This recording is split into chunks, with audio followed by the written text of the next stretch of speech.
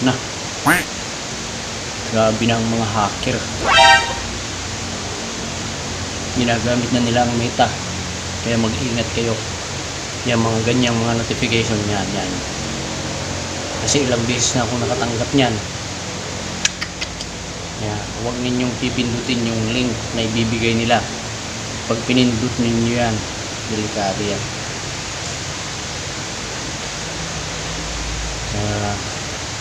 Maging mapagmatsyag, maging masuri, tapos basahin ninyong maigi. Wrong spelling pa yung notification na binigay nila.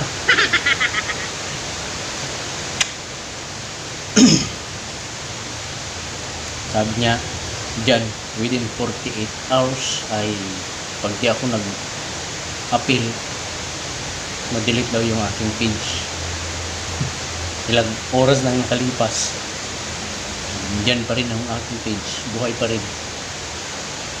Kaya mag-iingat, huwag kayong maniniwala sa mga link na yan.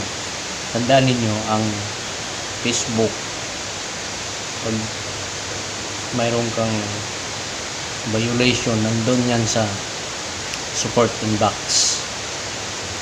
Walang iba magbibigay kundi yung support inbox, nandun yung violation. Tapos doon sa dashboard makikita mo kung mayroon kang violation, kung flag content, kung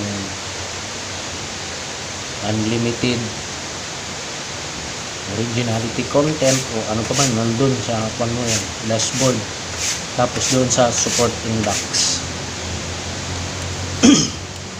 Kaya sana maging maingat po lahat.